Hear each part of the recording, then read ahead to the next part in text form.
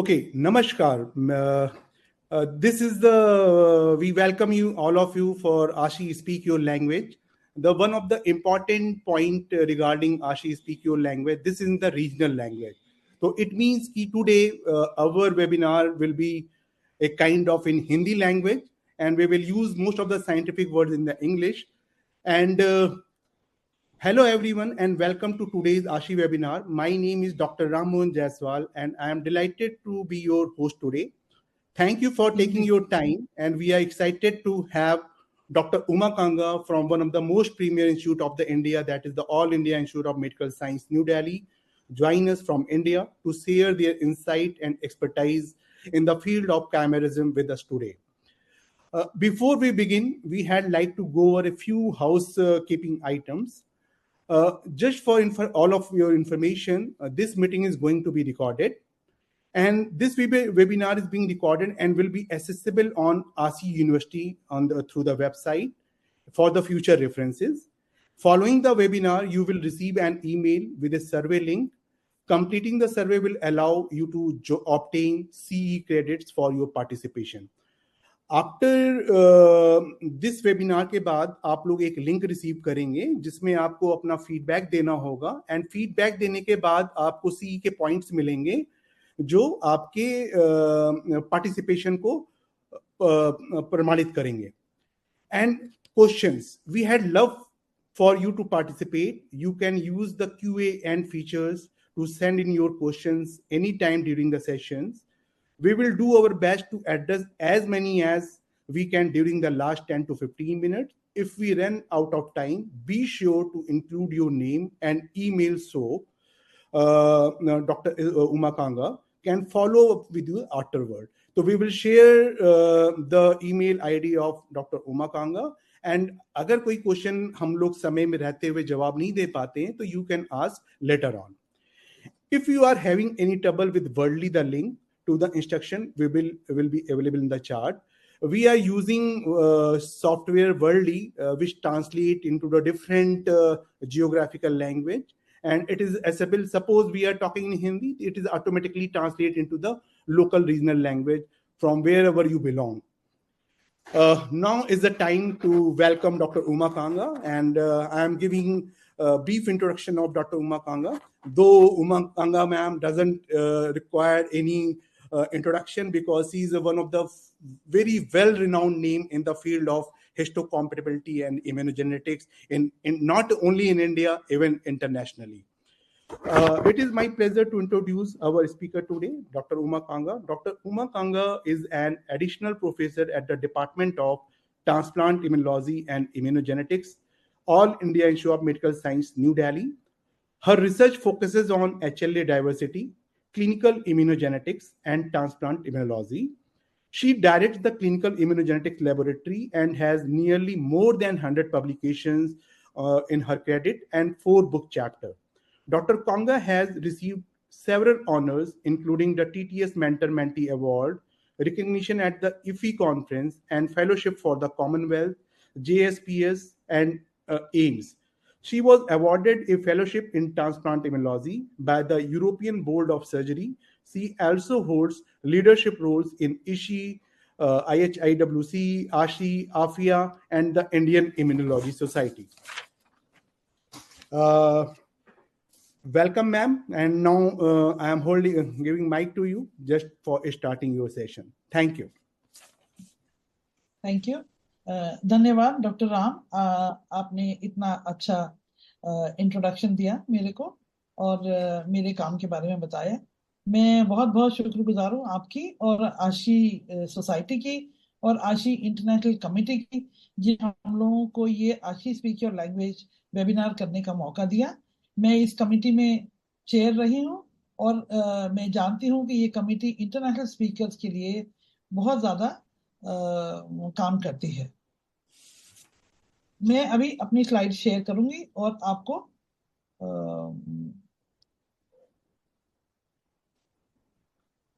इस टॉपिक के बारे में अपना experience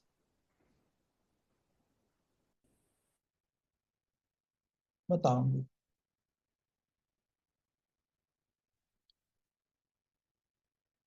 Can you see my slides? I am able to see your slides.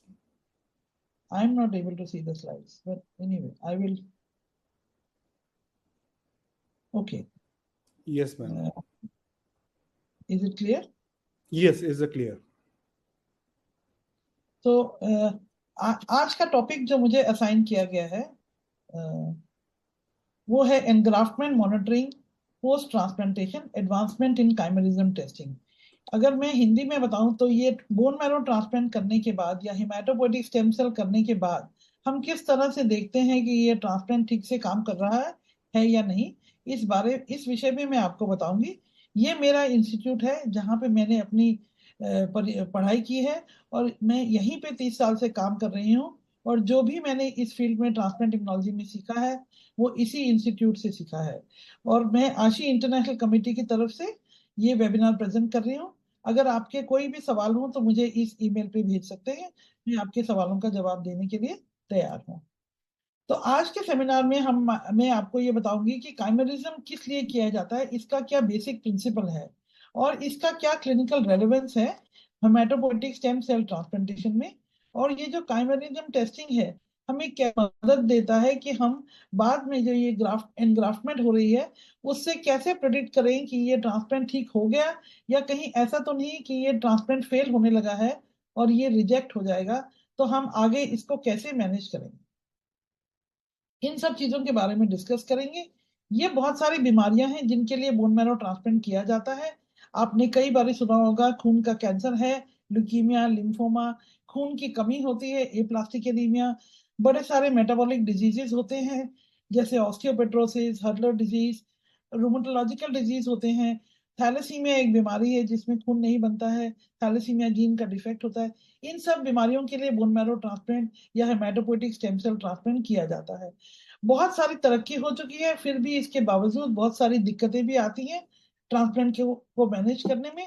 उसके बारे में भी हम डिस्कस करेंगे। और इसकी वजह से इतनी सारी ट्रांसप्लांट पेशेंट्स की कई बार हम डेथ भी हो जाती है, उनको हम नहीं बचा पाते हैं क्योंकि वो वापस कैंसर या लिम्फोमा या मेलिग्नेंसी दोबारा आ जाती है। कभी कभी इन्फेक्शन हो जाता है और कभी कभी एक बीमारी जैसे ग्राफ्ट वर्सेस होप डिजीज है, इस तरह की बीमारी होती है जिसमें कि हमारा ग्राफ्ट हमारे शरीर के अगेंस्ट रिएक्ट करता है और इस वजह से हमें ये इसको संभालना बहुत जरूरी होता है। ये दो नोबेल लॉरेट्स हैं जिनको 1990 में नोबेल प्राइज दिया गया था।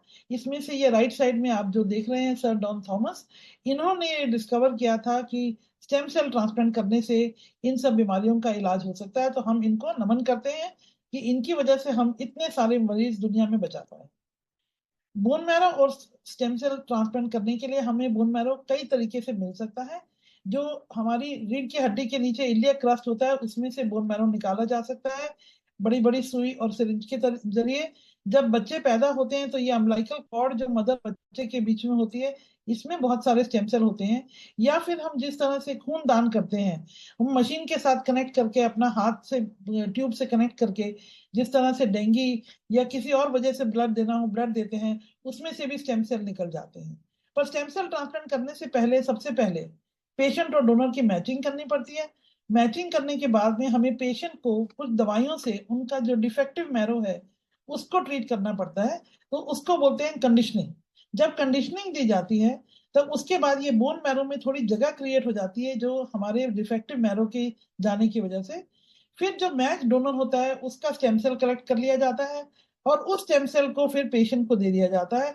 वो इन खाली जगह में जाके ये सेल्स फिर नए सेल्स बनने लग जाते हैं और उस वजह से नया खून का सिस्टम हेमाटोपोइटिक सिस्टम बनता है और जो पेशेंट की वो बीमारी है वो ठीक हो जाती है काफी हद तक।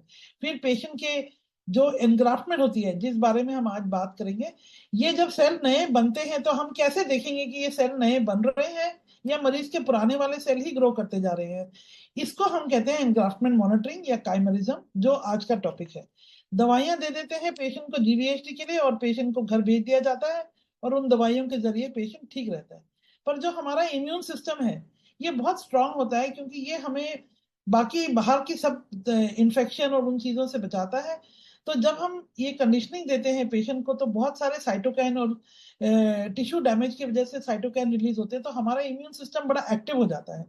और जब ये हाइपर एक्टिव हो जाता है because there is a antigen recognition by donor cell and the recipient cell.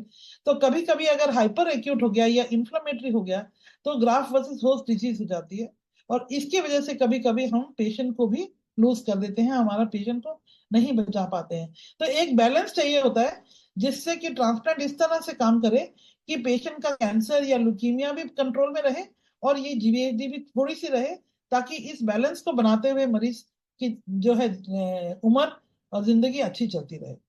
और बहुत सारी तरक्की होने के बावजूद हम अच्छे मैचिंग करते हैं, अच्छी दवाइयां होती हैं, इम्यूनोसप्रेशन भी कम करके दे सकते हैं, उसके बावजूद भी हम 100% मरीजों को तो नहीं बचा पाते। और इसमें बहुत सारी टीम्स का काम करना जरूरी होता है। इसमें अगर ऑर्गन के ट्रांसप्लांट होते हैं तो नेफ्रोलॉजी की टीम होती है, सर्जरी की टीम होती है।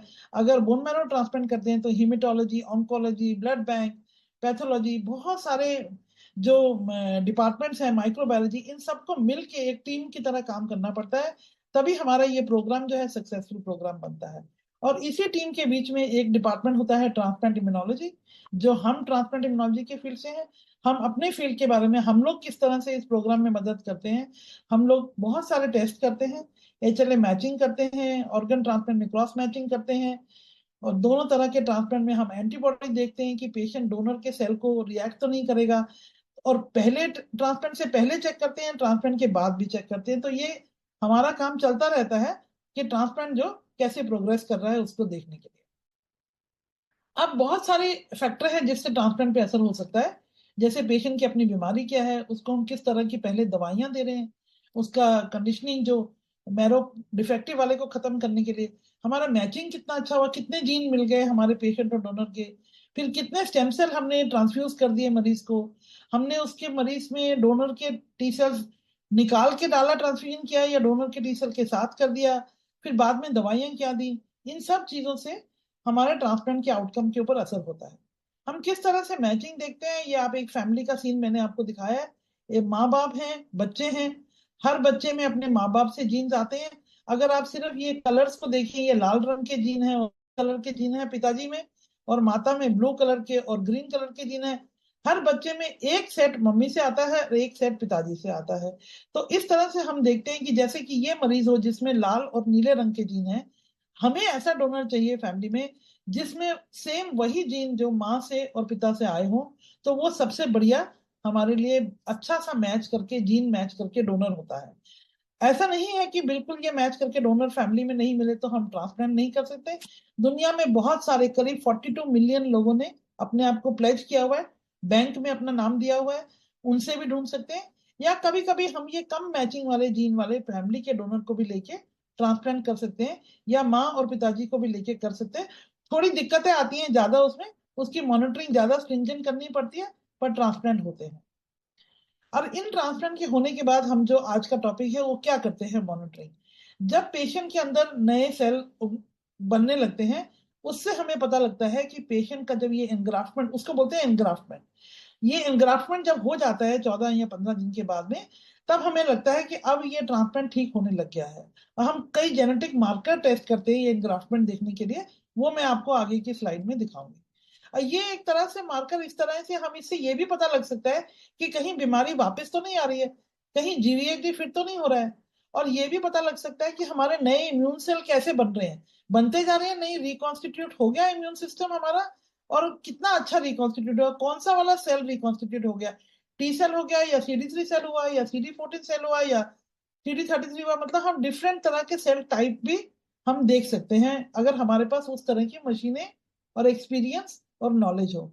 और फिर अगर हमें पता लगे कि ट्रांसप्लांट फेल होने लगा है, तो हम डॉक्टर्स को अगर टाइम से बताएं तो डॉक्टर्स बिल्कुल जल्दी से डोनर के थोड़े से सेल्स निकाल के फिर दोबारा भी ट्रांसप्लांट कर सकते हैं। जो ट्रांसप्लांट फेल होने लगे वो वापस अपने रास्ते पे आ जाए, और पेशेंट का जो इम्यून सिस्टम है फिर से रिकॉन्स्टिट्यूट होता रहे, और एक इस तरह का इम्यून होम्योस्टेसिस बन जाए, एक बैलेंस बन जाए कि पेशेंट की वो बीमारी कंट्रोल में रहे और वो ना आए।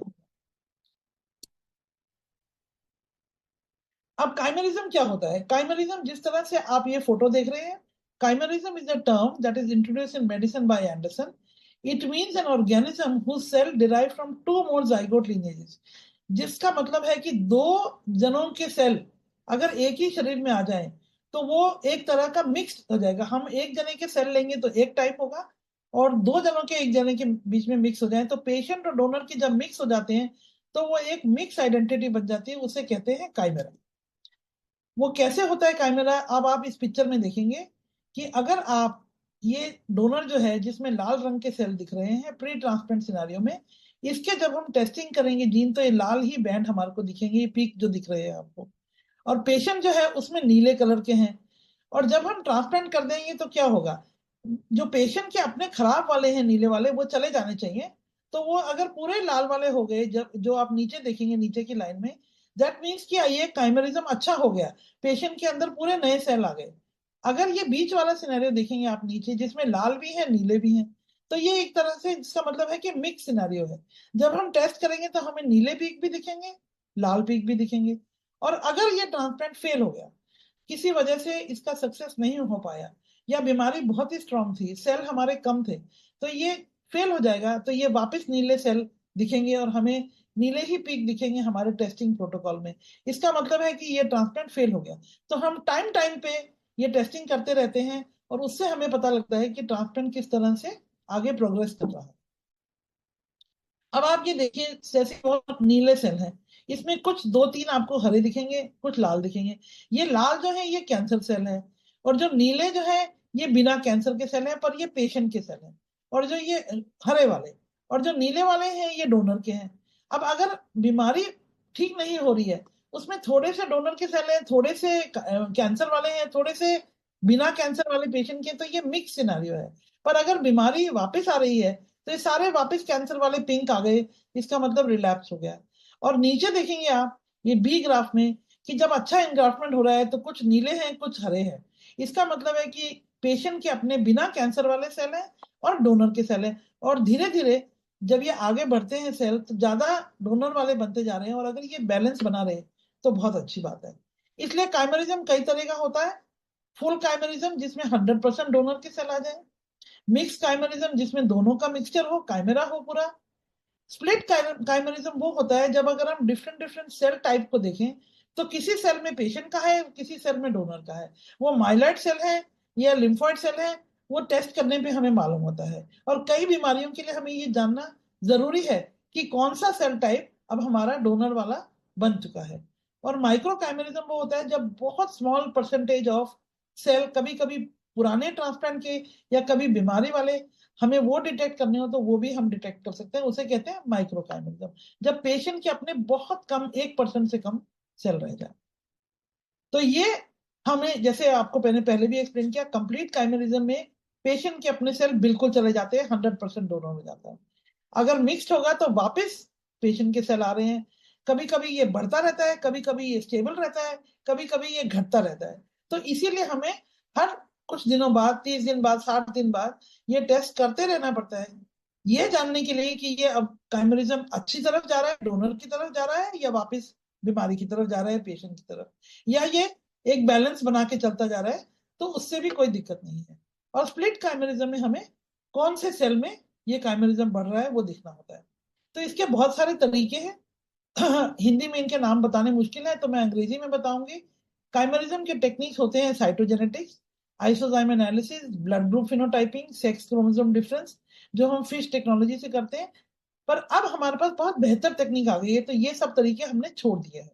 फिश का फिर भी इस्तेमाल करते हैं, इसमें हम सेक्स क्रोमोसोम देख सकते हैं कि अगर पेशेंट लड़का था और डोनर लड़की थी तो अब वो लड़की वाले जीन हो गए, और अगर लड़का था तो लड़के वाले ही हैं। उस वो जो मिसमैच ट्रांसप्लांट होता है उसमें फिश की टेक्निक को यूज किया जाता है। अब हमारे पास बहुत अच्छे अच्छे तरीके हैं जिनको बोलते हैं शॉर्ट टैंडम रिपीट्स या variable number of tandem repeat. ये हमारे डीएनए में कुछ सीक्वेंस ऐसी होती है, किसी में 2 बारी होती है, किसी में 4 बारी, किसी में 10 बारी। हम उनको जेनेटिक टेस्टिंग में माप सकते हैं, चेक कर सकते हैं। अगर पेशेंट में 4 बारी टाइप का है, डोनर में 6 बारी टाइप का है, तो अब हम ट्रांसप्लांट के बाद देखेंगे तो वो पेशेंट वाले टाइप दिख रहे हैं या डोनर वाले। तो इनकी टेस्ट की सेंसिटिविटी होती है, स्पेसिफिसिटी होती है, कितना ज्यादा अच्छा ये कितना ज्यादा बारीकी से डोनर और रेसिपिएंट के सेल को माप सकता है, और कितना ज्यादा कम से कम या ज्यादा से ज्यादा मात्रा में, तो उसको बोलते हैं सेंसिटिविटी और स्पेसिफिसिटी। ये चीजें बहुत जरूरी हैं जब हम ये टेस्ट करते हैं। और इन सब टेक्निक का अपना अपना फायदा है और अपनी अपनी दिक्कतें हैं। इसलिए जो पुरानी टेक्निक्स हैं हमने जो काले रंग में लिखी हुई है, इनकी सेंसिटिविटी काफी कम है। इसलिए आप देखेंगे कि 5 से 10% सेल हो तभी बता पाएंगे, कम सेल नहीं बता पाएंगे। पर जैसे ये लीनियर स्पेसिफिक एसटीआर है या फ्लोरेसेंस बेस्ड एसटीआर है, ये मॉडर्न टेक्निक्स जो हैं, इनमें हम बहुत कम मात्रा के भी अगर डोनर सेल हैं, रेसिपिएंट बच गए हैं, वो भी हम ढूंढ के बता सकते हैं कि रेसिपिएंट के सेल हैं और डोनर के काइमेरिज्म कितना ज्यादा है। तो ये अच्छी टेक्निक्स जो है, रियल टाइम पीसीआर है। अब आजकल के जमाने में नेक्स्ट जनरेशन सीक्वेंसिंग करके आपने कुछ सुना होगा काफी, कि पूरा सीक्वेंस हो जाता है हमारा डीएनए, उन तरीकों से भी हम कर सकते हैं। तो ये आजकल की टेक्निक है, STR PCR, qPCR, digital PCR, next generation sequencing, जिससे कि हम काइमरिज्म के अलावा अगर पेशेंट की थोड़ी बीमारी भी बची हुई है, बीमार सेल भी बचे हुए हैं, मिनिमम रेजिडुअल डिजीज वो भी है, तो भी हम उनको मेजर कर सकते हैं। और बड़ी अच्छी सेंसिटिविटी है इन सब टेक्निक्स की। आप देखें कि नीचे के बार में 0.01%, 0.01 to 1%, 0.1% भी हम माप सकते हैं। और इनकी काफी ज्यादा अच्छी इंफॉर्मेटिविटी है, मतलब हमें बहुत अच्छी इंफॉर्मेशन ये वाले मार्कर्स, ये वाले टेक्निक से दे सकते हैं। अब जो मैंने आपको बताया न्यूक्लियोटाइड रिपीट होते हैं, वो क्या होते हैं? आप ये देखेंगे कि सोचिए कि ये हमारे डीएनए का सीक्वेंस है, जिसमें एक ही बारी ये रिपीट हुआ, 4 न्यूक्लियोटाइड या 2 न्यूक्लियोटाइड का सीक्वेंस। किसी में 3 बारी रिपीट हुआ, किसी में 7 बारी रिपीट होगा, किसी में 5 बारी होगा। तो ये हर पेशेंट और डोनर में फर्क होगा। तो हम इस पूरी सीक्वेंस को अपने टेक्निक से एम्पलीफाई कर सकते हैं, मतलब इसको हम मशीन में डाल के इसको 2 गुना, 3 गुना, 4 गुना, 1000 गुना कर सकते हैं। और उसके बाद हम इसकी सीक्वेंस जब देखेंगे तो हम पेशेंट और डोनर में फर्क देख सकते हैं। और ये हमारी बॉडी में 23 क्रोमोसोम का पेयर होते हैं। ये जो मार्कर्स हम लेते हैं, ये एक क्रोमोसोम पे नहीं देखते हैं, हम बहुत सारे क्रोमोसोम पे कौन कौन से ऐसे अलग अलग मार्कर जो ये पीले रंग में लिखे हैं, ये ढूंढते हैं। और इससे हमारे पूरे क्रोमोसोम्स में जिस भी तरह का सेल टाइप है, पेशेंट का फर्क होगा, डोनर का फर्क होगा, हम सब देख पाएंगे। तो इस तरह का हम टेस्ट डेवलप करते हैं, जिससे कि हम ज्यादा से ज्यादा क्रोमोसोम पे ये जानकारी जान पाए, देख पाए कि ये पेशेंट का जीन है, पेशेंट का सेल है, या ये डोनर का सेल आ गया। अब इसके लिए हमें क्या करना होता है? हम पहले मरीज का ब्लड लेते हैं, ब्लड लेने के बाद उसमें से हम डीएनए निकालते हैं। डीएनए निकाल के, ये एक पीसीआर मशीन होती है, इसमें हम डीएनए को कई गुना बढ़ाते हैं। आप जैसे पानी उबालते हैं तो पानी उबल उबल के कम हो जाता है, पीसीआर मशीन में क्या होता है कि डीएनए को मशीन में अलग अलग टेम्परेचर पे करते हैं, मशीन का सेटिंग ऐसे कर देते हैं कि डीएनए बढ़ता ही जाता है, बढ़ता ही जाता है। उसके बाद उस वाला डीएनए को हम, बड़ी एक मशीन होती है सीक्वेंसर मशीन, उसमें डालते हैं। उससे हमें वो पूरा जीन का सीक्वेंस बता देता है कि आपके जीन के सीक्वेंस में ये रिपीट 2 बारी था या 4 बारी था या 5 बारी था। और हमें पेशेंट का भी पता लग जाता है, डोनर का भी पता लग जाता है। अब ये देखिए, ये राइट साइड में लिखे हुए बहुत सारे मार्कर्स, इनसे हम सीक्वेंसिंग करते हैं, तो इन सब मार्कर्स पे हमें पता लग जाता है क्या स्टेटस है। और इस तरह से हमें प्रोग्राम, हम सॉफ्टवेयर यूज करते हैं, जिसमें हमें ये सीक्वेंस के पीक दिख रहे हैं, जैसे हरे हैं, नीले हैं, तो हमें पीक का साइज पता लगता है। और अब हम इस पीक के नीचे, जैसे एक ये पहाड़ का अगर छोटा फोटो कर दें, तो ऐसे पहाड़ टाइप के ये पीक आते हैं। और इसके अंदर जो नीचे एरिया होता है, इसको भी हम फॉर्मूला लगा के माप सकते हैं कि कितना परसेंट ये पेशेंट है और कितना परसेंट ये डोनर है। आगे मैं आपको दिखाती हूँ कि जिस तरह से, ये देखिए, ये पहला पीक है, this is recipient and donor, नीचे वाले 2 बार हैं। ये एक सेक्स क्रोमोसोम है, पेशेंट का अलग सेक्स है, डोनर का अलग सेक्स है। हमें टेस्ट में यहाँ 2 पहाड़ दिख रहे हैं छोटे छोटे, और ये 2, ये पेशेंट में 1 दिख रहा है। अगर हम देखें कि ये मार्कर देखें सेकेंड वाला, इसमें पेशेंट के भी दोनों छोटे छोटे पीक हैं, डोनर के भी बिल्कुल सेम साइज के। तो ये मार्कर हमारे लिए बिल्कुल भी इंफॉर्मेशन देने वाला नहीं है, बेकार है हमारे लिए। आगे चले आप, तो ये वाला मार्कर देखें, इसमें 2 पीक है, इसमें 1 ही पीक है, वही वाली पीक है पर ज्यादा बड़ी है। तो ये हमारे लिए यूजफुल है। अगर पेशेंट में 2 है, डोनर में 1 है, हम ट्रांसप्लांट के बाद देखेंगे तो पेशेंट वाला है कि डोनर वाला हम जांच पाएंगे। इसी तरह से ये मार्कर है, इसमें चौथे नंबर पे ये 2 मार्कर है, पेशेंट के अंदर यहाँ पे और डोनर के अंदर 2 डिफरेंट है, बिल्कुल ही फर्क है। तो ये बहुत अच्छी बात है। ऐसा मार्कर होगा हमारे पास अगर हमारे टेस्ट में, तो हम बिल्कुल देखते ही बता पाते हैं ये पेशेंट का अपना जीन है या ये डोनर का है। और ये इस तरह का भी मार्कर हो सकता है।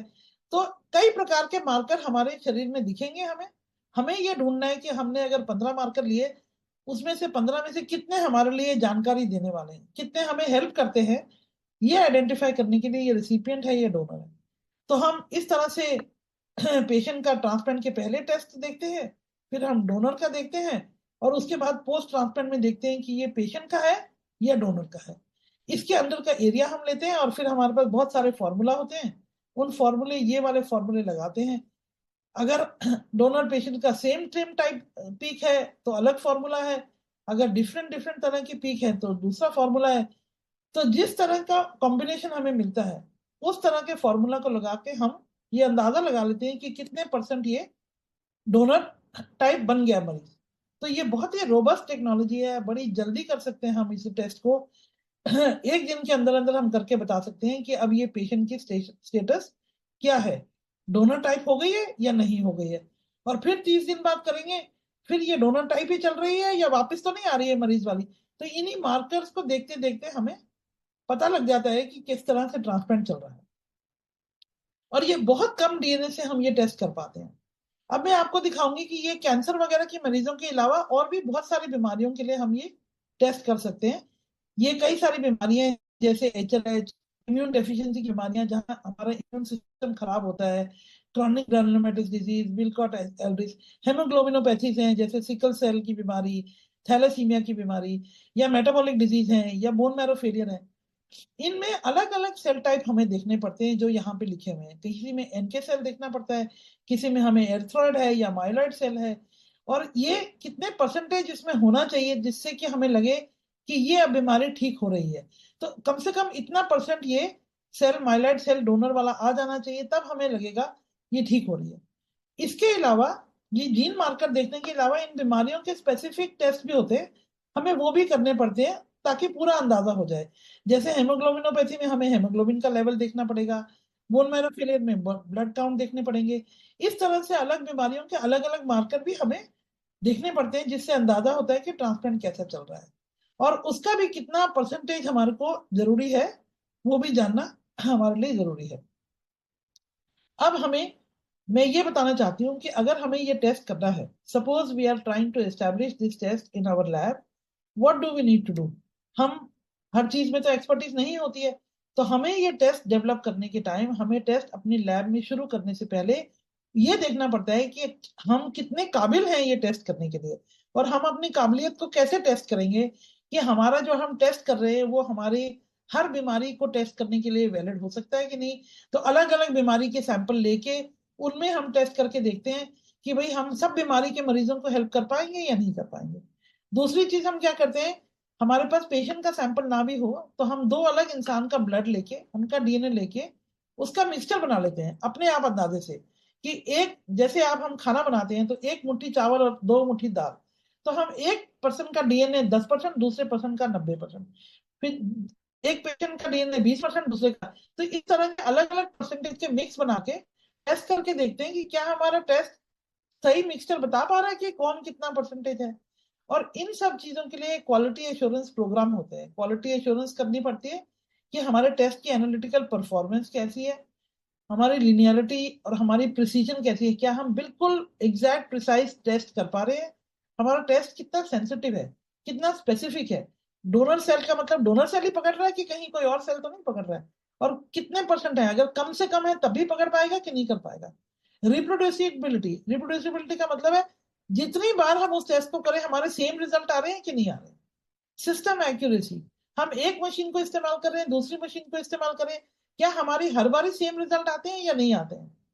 उसके बावजूद हमें यह भी देखना होता है कि हमारे पास कभी अगर कोई और सैंपल भेजे जिसका हमें पता ही ना हो कि उसका क्या काइमेरिज्म होगा, हम उसको अपने लैब में करके देखें कि हम कितना अच्छा टेस्ट करके बता पाए। और ये एक तरह का एग्जाम होता है, जो हमें सैंपल भेजते हैं वो हमारे रिजल्ट को टेस्ट करके बताते हैं आप बिल्कुल सही टेस्ट कर पा रहे हैं या आपकी टेक्निक में कोई प्रॉब्लम है। फिर हम ये भी देखते हैं कि हम अगर एक ऐसे आज लगा रहे हैं, एक कल लगा रहे हैं, तो उन दोनों में सेम रिजल्ट आता है या नहीं। या हमारी लैब में जो स्टाफ है, अगर 5 स्टाफ हैं, अगर हर अलग अलग स्टाफ टेस्ट काम करे तो उनके सबके सेम रिजल्ट आते हैं। आज एक ने छुट्टी ले ली, दूसरा स्टाफ करेगा, कहीं हमारा रिजल्ट फर्क तो नहीं आ जाएगा।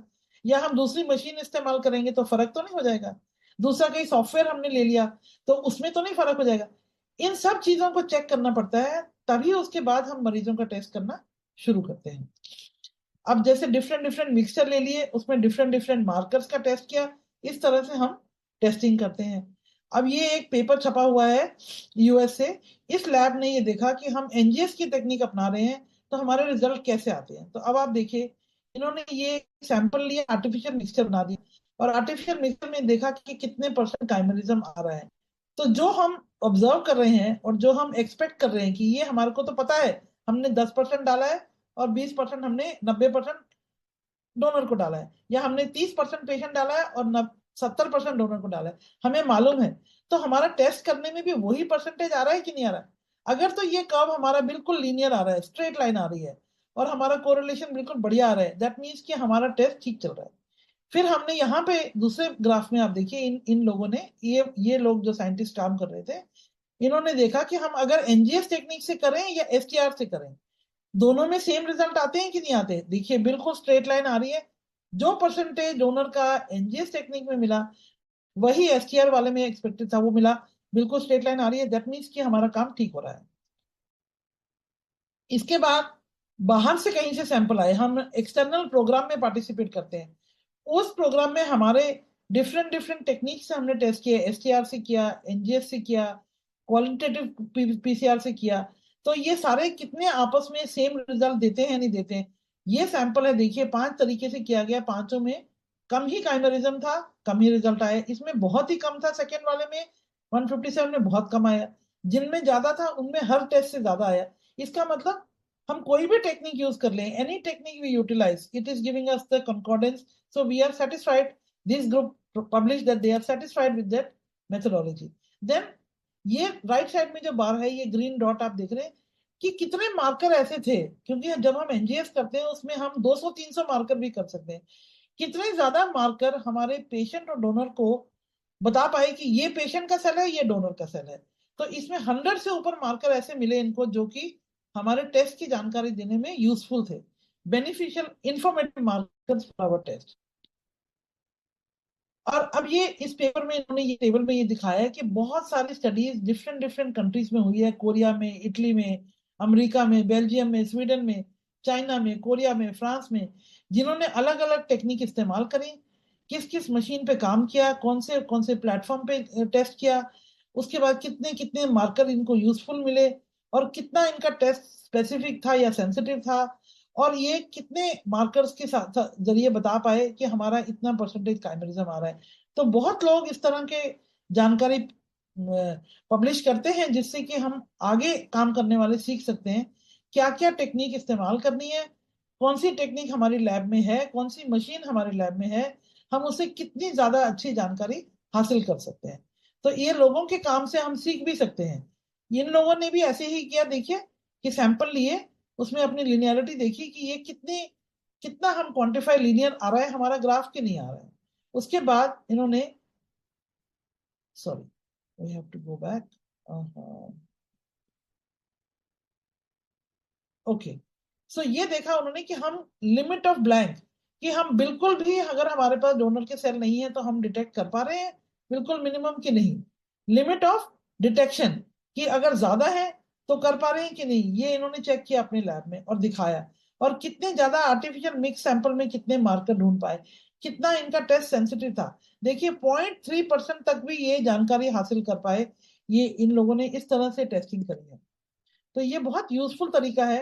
अब आप देखिए कि हमारा वेरिएशन कितना आ रहा है, इसको बोलते हैं कोएफिशिएंट ऑफ वेरिएशन। अलग अलग मिक्सचर लिए, 100%, 99.9, 99.8, 99.7, ऐसे करते करते 90, 80, 60, 12 सैंपल ऐसे लिए अलग अलग परसेंटेज वाले, और ये देखा कि ये हमारा टेस्ट करने में कितनी वेरिएबिलिटी आती है, क्या हम उतना ही काइमेरिज्म माप पाते हैं या नहीं। तो बहुत वेरिएबिलिटी है, दैट मीन्स बहुत ही अच्छा ये टेस्ट का तरीका है। फिर जितना हम एक्सपेक्ट कर रहे हैं, हमने एक एनजीएस का रन एक तारीख को लगाया, एक 10 दिन बाद लगा दिया, एक 4 दिन बाद लगा दिया, फिर हमारा हर समय हर सैंपल में जो हम उम्मीद कर रहे हैं उतनी परसेंटेज आ रही है कि नहीं आ रही है। ये देखिए बिल्कुल आपको 2 लाइन फर्क ही नहीं पता लगेंगी, इतना अच्छा प्रिसाइज टेस्ट हुआ है। और ये अगर एक टेक्नीशियन ने काम किया, नीचे वाला ग्राफ देखें, दूसरे टेक्नीशियन ने काम किया, तीसरे टेक्नीशियन ने लैब में काम किया, तो अलग अलग इंसान भी करें तब भी उनका टेस्ट में वेरिएबिलिटी बहुत ही कम है। इसका मतलब कि सबके सब अच्छी तरह से ट्रेन है, जो ये टेस्ट की जानकारी हमें दे सकते हैं, डॉक्टर को हेल्प कर सकते हैं, मरीज को हेल्प कर सकते हैं। अब अलग अलग बीमारियों के सैंपल भी लेके इन्होंने देखा कि ऐसा नहीं है कि एक बीमारी के सैंपल में हम टेस्ट कर पा रहे हैं और दूसरी का नहीं कर पा रहे हैं। ये एक और बहुत अच्छा पेपर है डॉक्टर अहमद मुस्तफा के ग्रुप से, कनाडा से। इन्होंने भी इस तरह से नेक्स्ट जनरेशन सीक्वेंसिंग को कितना एक्यूरेटली डिटेक्ट कर सकते हैं। इन्होंने तो डिफरेंट डिफरेंट सेल टाइप को निकाल के भी देखा और अलग अलग मिक्सचर बनाए, उनका कॉम्बिनेशन देखा, कहाँ 15% और 85% कॉम्बिनेशन है, कहीं बिल्कुल बराबर बराबर 50% कॉम्बिनेशन बनाया और अलग अलग कॉन्सेंट्रेशन के डीएनए लेके फिर देखा कि हमारा कितना डिविएशन, हम कितना अच्छा देखो जानकारी ले सकते हैं। तो 15% वाले में देखिए 14 14 14 15 13 इतना प्रिसाइज देख पाए। 85 है तो 85 के आसपास ही हमारा परसेंटेज इनका कैलकुलेट हुआ। तो इन्होंने जानकारी हासिल करी कि ये जो हम आर्टिफिशियल मिक्सचर डीएनए है, इनसे भी हम बड़ा अच्छा टेस्ट आगे कर सकते हैं। और ये देखिए इस ग्राफ में हम इन्होंने 7 सैंपल लिए, 3 3 दफा उनको टेस्ट किया और जिसमें कि बहुत कम काइमेरिज्म हो, 0.05 से लेके 0.35% वाले भी। और ये देखिए बिल्कुल स्ट्रेट लाइन आई कि कोई ज्यादा फर्क नहीं आ रहा है इनके हर सैंपल के 3 3 बार टेस्ट करने में। और ये हाई फ्रैक्शन सैंपल लिए 0 से 0.3 से 50% तक, इनमें भी कोई फर्क नहीं आया। इसका मतलब कि इनका रिप्रोड्यूसिबिलिटी ऑफ लो डिटेक्शन और हाई डिटेक्शन काफी अच्छा था। इस टेक्निक का एक उन्होंने ये भी चेक किया, हम ज्यादा से ज्यादा कितनी अपर लिमिट में एग्री कर सकते हैं टेस्ट में, कितने लोअर लिमिट में एग्री करते हैं। तो ये हमारा कितना प्रिसाइज टेस्ट हो रहा है, कितनी प्रिसीशन है, कितनी लिनियरिटी है। ये क्वालिटी चेक के तरीके होते हैं जिससे कि हम लैब में वो टेक्निक को इस्तेमाल कर सकते हैं। ये भी ऐसा ही है, क्वालिटी चेक है, डिफरेंट डिफरेंट सेल टाइप लेके देखा कि यहाँ पे एसटीआर के डोनर सेल CD3 सेल्स हैं, यहाँ CD66 पॉजिटिव सेल है। तो किसी किसी बीमारी के लिए हमें अगर CD3 सेल ही देखने हैं, ये हमारे सेल पे कई तरह के मार्कर होते हैं जो किसी किसी बीमारी में उसी सेल को हमें देखना होता है। तो उनको भी सेल को निकाल के हमने अलग करके उसमें ये टेस्टिंग करके देखी और हमें सही जानकारी मिली। ये मेरा काम नहीं है, डॉक्टर मुस्तफा के काम को मैं दिखा रही हूँ और उनके डेटा को मैं प्रेजेंट कर रही हूँ। ये जो टेस्ट है ये इसमें इन्होंने देखा कि कितने हमारे इंफॉर्मेटिव मार्कर आ रहे हैं अगर हम ये नेक्स्ट जेन सीक्वेंसिंग वाली टेक्निक को एम्प्लॉय कर रहे हैं, यूज कर रहे हैं। तो देखिए ये कितने 150 से ऊपर मार्कर जो हैं इन सैंपल्स में ये ढूंढ पाए जो कि इतनी फ्रीक्वेंसी में हमें मिले। एसटीआर टेक्निक में थोड़े कम मार्कर मिले, तो हमें इनको ये इन्होंने बताया कि ये जो टेक्निक है नेक्स्ट जनरेशन वाली, ये ज्यादा बेहतर टेक्निक है। इससे हम, हालांकि ये बहुत महंगी मशीनों पे होता है, थोड़ा महंगा टेस्ट होता है, पर इससे जानकारी भी अच्छी मिलती है।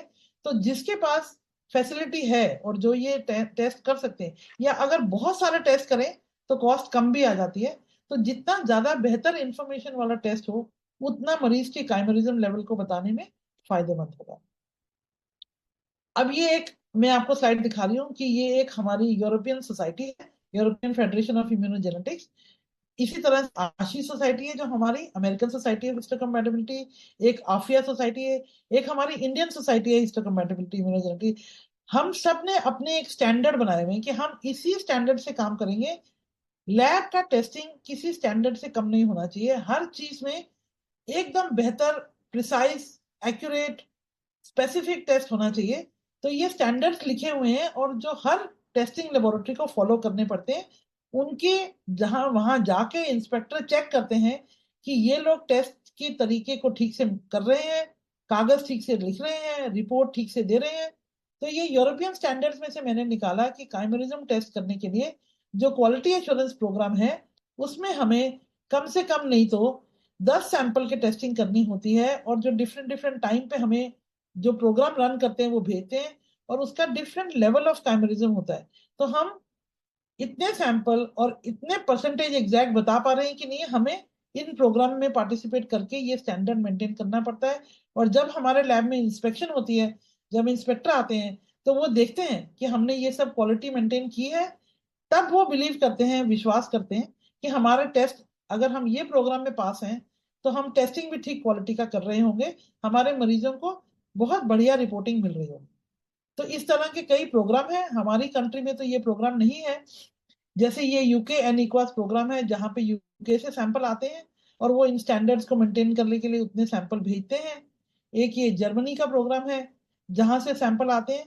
पर ऐसा नहीं है कि अगर हम बाहर से सैंपल ना मंगा पाए तो हम ये क्वालिटी मेंटेन नहीं कर सकते। हम ऐसा करते हैं हिंदुस्तान में, हमारी बहुत सारी लैब्स हैं जो बाकी सब चीजों के स्टैंडर्ड मेंटेन करती है। तो हम एक दूसरे के साथ सैंपल बदल लेते हैं, अपना सैंपल उनके पास भेजते हैं, उनका सैंपल अपने पास मंगाते हैं, उनको बिना रिजल्ट बता के टेस्टिंग करते हैं। उसको बोलते हैं इंटर लेबोरेटरी कंपैरिजन। हम वो टेस्टिंग करते हैं, इंटर लेबोरेटरी कंपैरिजन। उससे हमें पता लग जाता है कि हमारा प्रोग्राम जो है ठीक चल रहा है, टेस्टिंग ठीक हो रहा है या नहीं हो रहा है। अगर वो भी नहीं कर पाते हम, तो हम ऐसा करते हैं कभी कभी अपने लैब में ही सैंपल जो है उसी को दो हिस्से बांट के उसको थोड़े दिन के बाद दोबारा टेस्ट करके देख लेते हैं। उसी सैंपल को दोबारा कर लेते हैं, या उसी सैंपल को दो जनों को दे देते हैं, दो अलग अलग जने टेस्ट करते हैं। हमें ये भी पता लगता है कि हमारा स्टाफ कितना एक्यूरेट रिजल्ट कर रहा है। तो इस तरह के डॉक्यूमेंटेशन रख के हम इंस्पेक्टर को बताते हैं कि हम क्वालिटी में कोई कंप्रोमाइज नहीं कर रहे हैं, क्वालिटी में कोई कमी नहीं कर रहे हैं। और टेस्ट जो हम मरीज को रिपोर्ट देते हैं उसका एक बढ़िया स्टैंडर्ड का टेस्टिंग होता है, बढ़िया तरीके से एनालिसिस होता है, और मरीज के लिए फायदेमंद बिल्कुल सही रिपोर्ट बताई जाती है, जिससे कि डॉक्टर उनका ठीक से आगे ट्रांसप्लांट मॉनिटरिंग ठीक से कर पाता है। अब ये ट्रांसप्लांट मॉनिटरिंग जो हम जेनेटिक लेवल पे करते हैं, पेशेंट का पूरा खून लेके हम डीएनए निकाल लेते हैं। पर हम ऐसा भी कर सकते हैं कि खून निकाल के उसमें अलग अलग तरह के सेल को अलग कर लें। हमारे पास ऐसी भी मशीनें हैं जिससे कि तरीके हैं जिससे कि हम खून में से सेल के अलग अलग तरीके टाइप भी अलग अलग ट्यूब में निकाल सकते हैं। उसके लिए हमें कुछ स्पेसिफिक रिएजेंट लेने पड़ते हैं, और ये हम डिफरेंट डिफरेंट तरह के सेल हम अलग करके निकाल सकते हैं। अब ये देखें आप कि ये हमारे पास रिएजेंट होते हैं, ये एंटीबॉडी बोलते हैं इनको, मैग्नेटिक लेबल हमारे पास ये मशीन होती है जिस तरह का ये आप देख रहे हैं काले स्टैंड में। इसमें हम पेशेंट के सेल डाल देते हैं, उसमें हम मैग्नेटिक बीड डालते हैं जिसमें अलग अलग तरह की एंटीबॉडी हो। वो एक तरह के सेल टाइप एक ट्यूब में आ जाते हैं, दूसरी एंटीबॉडी डाले तो दूसरे। तो हम T cell, B cell, NK cell, myeloid cell, अलग अलग मार्कर के बीट इस्तेमाल करने से CD3 positive, CD19, CD56, CD33, हम अलग अलग सेल टाइप से अलग अलग तरीके के हम सेल अलग करके इसमें से हम डीएनए निकाल के फिर जो मैंने आपको पहले टेक्निक बताए उन सब टेक्निक के हम टेस्टिंग कर सकते हैं। और इन सब टेक्निक के टेस्ट करके हमें बिल्कुल अच्छी इंफॉर्मेशन मिल जाती है कि पूरे ब्लड में क्या दिखता है, कैसा काइमेरिज्म हो रहा है, बोन मैरो में कैसा हो रहा है, और इन अलग अलग सेल में कैसा हो रहा है। और अलग अलग बीमारी में हमें ये अलग अलग तरह के सेल टाइप देखने पड़ते हैं। तो जो बीमारी का ट्रांसप्लांट का सैंपल हमारे पास आता है, हम उस तरह के सेल टाइप निकाल के उनकी काइमेरिज्म टेस्टिंग करके हम डॉक्टर को रिपोर्टिंग देते हैं। अब इसका फायदा क्या है पेशेंट के इलाज करने में?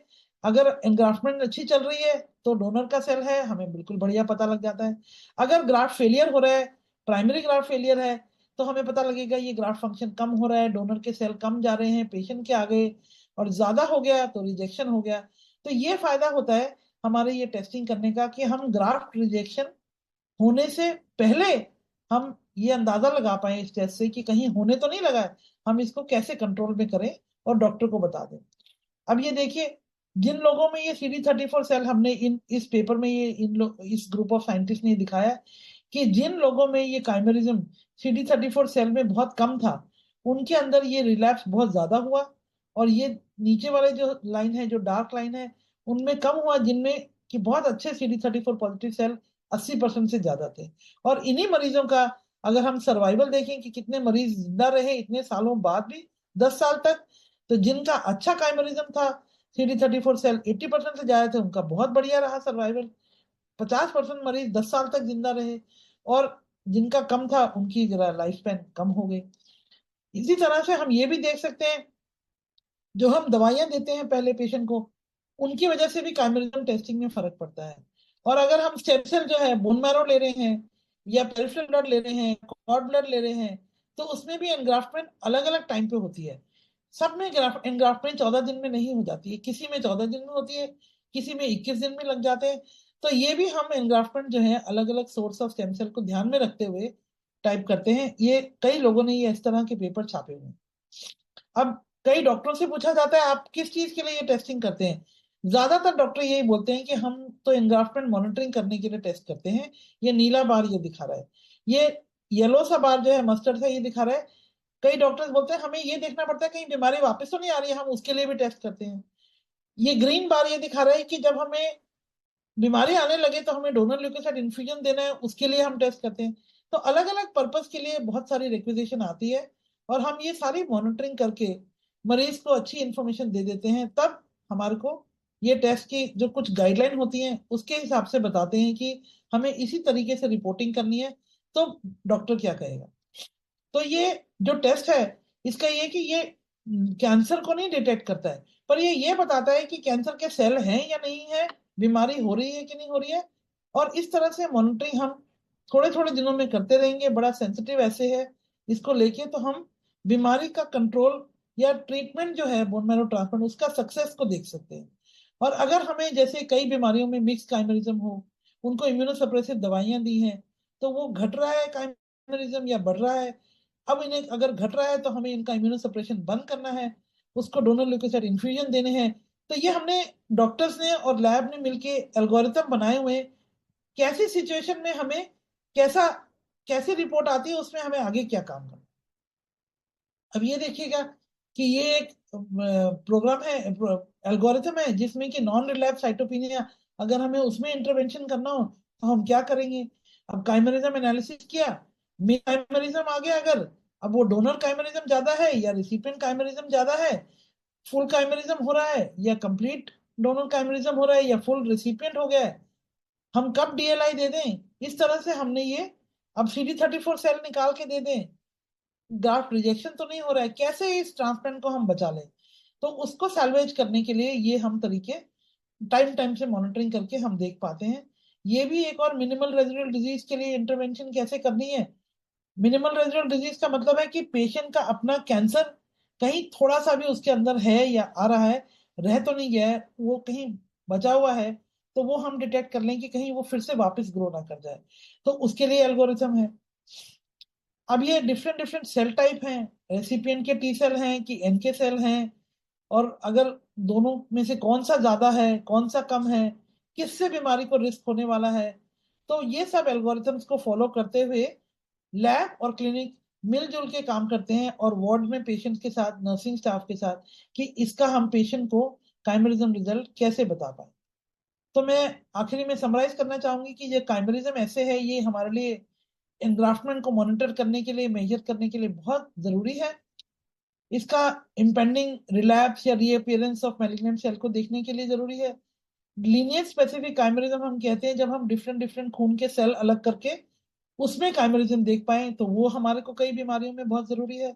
और हम इसका क्या डायनेमिक्स है, कैसा हमारा इम्यून सिस्टम बनता जा रहा है ट्रांसप्लांट के बाद पेशेंट के अंदर, वो पेशेंट का वो इम्यून सिस्टम रिकॉन्स्टिट्यूट हो रहा है, मतलब नया बन रहा है, वो कब घट रहा है कब बढ़ रहा है, ये डायनेमिक सिनेरियो रहता है। तो काइमेरिज्म मॉनिटर करते करते हम इस डायनेमिक्स को समझ सकते हैं, और ये कब एनग्राफ्टमेंट फेलियर हो जाए, ये सब चीजें जो मैंने पहले भी बताई हैं ये बहुत जरूरी है हमारे को, और इस टेस्ट से हमें पता लगती है। तो ये बहुत एक फायदेमंद टेस्ट है, बहुत जरूरी टेस्ट है, जिसके बिना हम बोन मैरो ट्रांसप्लांट को मॉनिटर करना बड़ा मुश्किल है। और जो ये टेक्निक डेवलप हो रही है जैसे कि डिजिटल पीसीआर आ गया, क्यू पीसीआर है, नेक्स्ट जनरेशन सीक्वेंसिंग पीसीआर है, एसटीआर बेस तो है ही है हमारे पास तरीका, बहुत सारी लैब्स करती हैं, पर ये जो नए नए डिजिटल पीसीआर, क्वांटिटेटिव पीसीआर और नेक्स्ट जनरेशन सीक्वेंसिंग है, अब धीरे धीरे हमें ये टेक्निक्स अपनानी है जिससे हम और भी बेहतर काइमेरिज्म का टेस्टिंग कर पाए। और अगर हमारे पास बहुत ज्यादा सैंपल है तो हम इनकी कॉस्ट भी कम कर सकते हैं, और उसमें हम बेहतर तरीके से ये स्टैंडर्डाइज करके अच्छी तरह से पेशेंट को केयर दे सकते हैं कि फ्यूचर में उनको बेनिफिट मिले।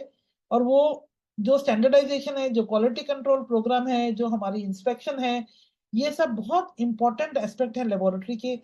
जब भी हमें टेस्ट करना हो तो हमें पहले टेस्ट एस्टेब्लिश करना है, वैलिडेट करना है, सैंपल डमी सैंपल लेके वैलिडेट करने के बाद बाहर से इंस्पेक्शन होनी चाहिए हमारी, हम एक बाहर के सैंपल टेस्ट करें, उसके बाद ही हम मरीजों की रिपोर्टिंग करना शुरू करें, और जिससे कि मरीज को ये सारे फायदे मिल सके। तो मैं आप सब लोगों को बहुत बहुत धन्यवाद देती हूँ। ये मेरा हिंदुस्तानी पार्टिसिपेंट्स के लिए धन्यवाद है, और जो ये डिफरेंट देशों से जो लोग आए हुए हैं उनकी भाषा में फ्रांस में मेर्सी कहते हैं, बाकी मुझे पढ़ना नहीं आता है, तो आप अपनी अपनी इस भाषा में पढ़ सकते हैं। आप सबका बहुत बहुत धन्यवाद। और ये कुछ लोग हैं जिनको मैं बहुत जरूरी धन्यवाद करना चाहूंगी, जो मेरे लैब में मेरे को हेल्प करते हैं। ये हमारे लैब के स्टाफ हैं, कुछ एडमिनिस्ट्रेटिव स्टाफ, कुछ टेक्निकल स्टाफ, कुछ पीएचडी स्टूडेंट्स। ये हमने दिवाली पे हम सब मिलके दिवाली मनाते हैं लैब में, ये हमारी लेबोरेटरी के दरवाजे पे खड़े होकर फोटो लिए है। ये हमारे पीएचडी स्टूडेंट्स हैं जो रिसर्च करते हैं, टेक्निक्स डेवलप करते हैं। और स्टाफ ने मुझे मदद करी, श्वेता, मनीष, निशिल, श्वेता त्यागी, आकांक्षा, इसने काइमेरिज्म टेस्टिंग करने में काफी मेरी हेल्प करी, लैब में सेटअप करने में। अब आजकल सोनिया हमारे लैब में है जो हेल्प करती है, और आबिद और शशि यहाँ फोटो में नहीं है, अजीत, विकास, ये सब स्टाफ हैं जो एक्चुअली बेंच पे टेस्ट करते हैं। और इनकी वजह से हम अपना टेस्टिंग जो है रिपोर्टिंग अच्छी कर पाते हैं।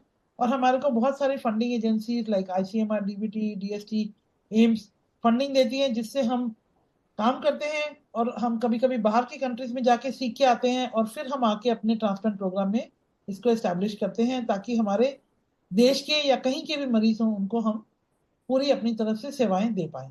आप सबका बहुत बहुत धन्यवाद। और ASHI international committee, I would like to thank you. धन्यवाद आशी, धन्यवाद ASHI international committee for giving me this opportunity, ये मुझे मौका देने के लिए कि मैं आपके साथ शेयर कर पाऊँ। आपके कोई सवाल हो तो आप मुझे पूछ सकते हैं। थैंक यू एंड बहुत बहुत धन्यवाद डॉक्टर उमा, आपका आपके फंटास्टिक प्रेजेंटेशन के लिए।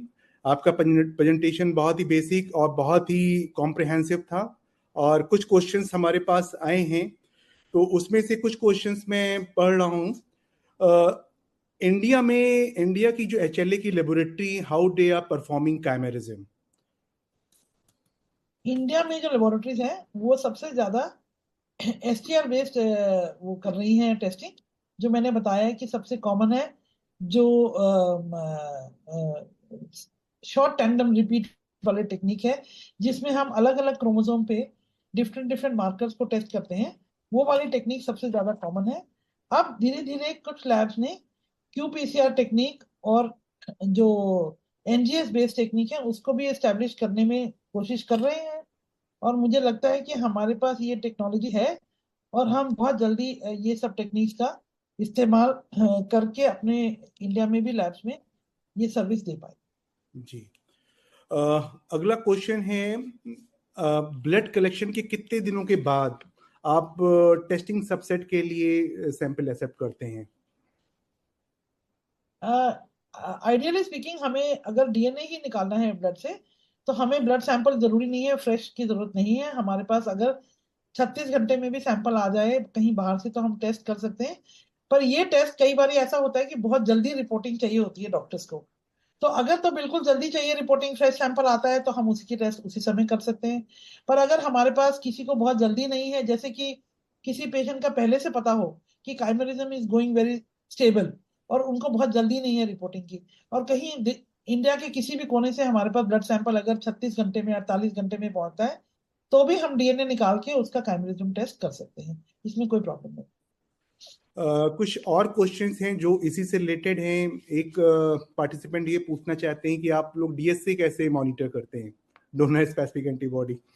डोनर स्पेसिफिक एंटीबॉडी करने के लिए हमें ये देखना होता है कि हमारे मरीज में कि कोई एंटीबॉडी ऐसी तो नहीं है डोनर की एचएलए के अगेंस्ट। जैसे कि मतलब डोनर के सेल्स जब बॉडी में जाएंगे, तो अगर हमारे मरीज के अंदर कोई ऐसी एंटीबॉडी होगी कि डोनर के एचएलए को टारगेट कर सके, उसे टेस्ट करने के लिए हमारे पास एक टेक्निक है जिसको हम बोलते हैं ल्यूमिनेक्स मशीन होती है हमारी, और एक हिस्टोस्पॉट करके मशीन है। दो तरीके हैं हमारे पास।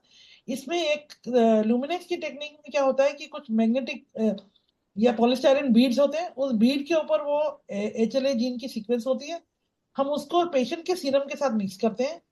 उसके बाद में वो जब बाइंड हो जाता है सीरम और के एंटीबॉडी अगर होगी उस पर्टिकुलर एचएलए से, उसके बाद में उसमें हम ऐसी चीज डालते हैं जिसको बोलते हैं हेप्टाडिन, जिससे कि वो फ्लोरोसेंस सिग्नल हमारे को मिले।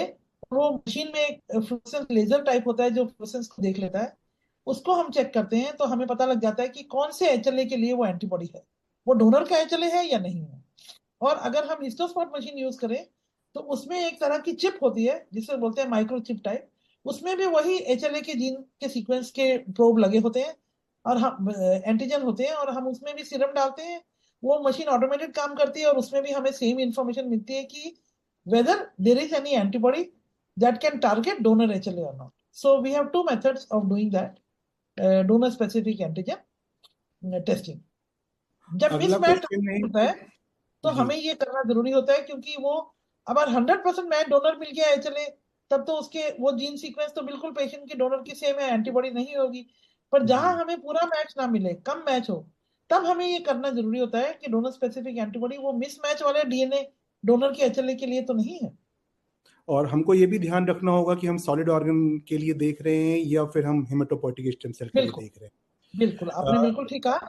सॉलिड ऑर्गन में ज्यादा मिसमैच ट्रांसप्लांट होते हैं, जी तो उसमें ये एंटीबॉडीज बहुत ज्यादा मात्रा में कई बार देखे जाते हैं, और उनको हमें फिर अगर हो एंटीबॉडी तो फिर डॉक्टर्स प्लाज्माफेरेसिस या IVIG ट्रीटमेंट देके या रिटक्सीमैब देके, इवन बोन मैरो ट्रांसप्लांट में भी ये सब करके उनके एंटीबॉडीज का टाइटर कम हो जाए, फिर से टेस्ट करते हैं और फिर ट्रांसप्लांट कर लेते हैं, तो वो ज्यादा बेहतर मॉनिटरिंग हो जाती है. अगला क्वेश्चन है जो काफी ब्रॉड क्वेश्चंस है. Do you use any type of cross method? आप क्रॉस इसको मैच एक method for bone marrow transplant? Yes no, in that's why. bone marrow transplantation in my department we are not doing any cross-match testing, but I am aware of that some centers outside India still practice even cross-match testing for bone marrow transplant programs, but it is, I think, more of research interest, not in the clinical use. किसी भी standard में, American standard देख लें या European standard देख लें या कोई और स्टैंडर्ड देख लें, तो कहीं पे ये मैंडेटरी नहीं है ये टेस्ट करना. अपनी आपकी अपनी जानकारी के लिए कर सकते हैं, और बहुत कम सेंटर्स करते हैं क्रॉस में. किडनी ट्रांसप्लांट हो या सॉलिड ऑर्गन ट्रांसप्लांट हो, उसमें ये टेस्ट के बिना ट्रांसप्लांट हो ही नहीं सकता है, बिल्कुल मैंडेटरी. कुछ क्वेश्चंस और हैं जिसमें ये मेंशन है कि आप कितने HLA मैच की रिक्वायरमेंट होती है फॉर. आई थिंक ये कुछ ऐसे क्वेश्चंस हैं जो जो पार्टिसिपेंट्स है वो आपको छोड़ना नहीं, इस अपॉर्चुनिटी को छोड़ना नहीं चाहते. एंड बिल्कुल मैं वेरी आंसर कर वेरी दूंगी. very good हाँ, questions are there, and I think I can with see the that. limited of time it is not possible to give all answer. Just I am taking one or two questions from each participant. तो एक है, इन्होंने ये पूछा है कि for MRD testing how many days after the transplant we could not detect donor disease cells in our detection limits. See, my laboratory is not doing the MRD testing. MRD testing is done by hematology department and oncology department. I think they will be the right people to answer. But there is no time point that one can say कि कब detect नहीं कर पाओगे. It depends on the disease condition how it is going. So the question is for MRD testing, how many days after the transplant we could not detect donor disease cell in our detection limits. I think it's very difficult to say. It will vary from patient to patient. Yes. So thank you, ma'am, and thank you everyone for attending today's Ashi webinar. And a special thank to our speaker, Dr. Uma, for sharing their expertise with us. जिन लोगों की question unanswered रह गए हैं उनसे ये request है कि वो अपना नाम लिखकर एंड अपना नाम, अपनी मेल आईडी आप भेज सकते हैं आशी को, और यहाँ पर भी भेज सकते हैं. एंड बहुत से ऐसे क्वेश्चन है, मुझे नहीं लगता कि अब ये पॉसिबल है with the limitation of time. Before मेरा ईमेल आईडी है जी मैं umaKanga@hotmail.com. इस पे भेज दें umaKanga@hotmail.com या umakanga2424@gmail.com. तो किसी भी ईमेल पे भेज दें, वरना आशी को लिख दें, वो हमें कनेक्ट कर देंगे, तो हम आपके सवालों के जवाब जरूर देंगे. बिफोर लिविंग दिस वेबिनार मैं आपको कुछ रिमाइंडर पॉइंट बताना चाहता हूँ. इस पूरे सेशन की जो रिकॉर्डिंग है वो आशी यूनिवर्सिटी आशी वेबसाइट पे अवेलेबल रहेगी. एंड इस वेबिनार के बाद आपके पास एक फीडबैक सर्वे आएगा और आपके जो भी इनपुट्स हैं आप उसमें डालें. ये हमारे जो फ्यूचर प्लानिंग्स हैं डिफरेंट लोकल लैंग्वेज में यूज करने के लिए उसमें काफी सहायक होंगे. एंड आपका जो क्रेडिट है, जो CE क्रेडिट है फॉर अटेंडिंग दिस वेबिनार, आपको वो तभी प्राप्त होगा जब आप उसको सक्सेसफुली सबमिट कर देंगे. And don't forget to check our upcoming webinar that is also from the international committee of ASHI, and that will be in the regional language. जैसे ये हिंदी में था, हो सकता हो नेक्स्ट वेबिनार हमारा चाइनीज में हो दूसरी डिफरेंट लैंग्वेज में हो, बट हम we are using worldly software जहां पर आप अपनी लोकल लैंग्वेज को उसको देख सकते हैं और उसको समझ सकते हैं. Now, thanks to everyone for joining us in a very excellent and very informative webinar on engraftment monitoring post hematopoietic stem cell transplantation advancement in chimerism testing. Thank you. Namaskar. धन्यवाद. Thank you and bye bye. Yeah.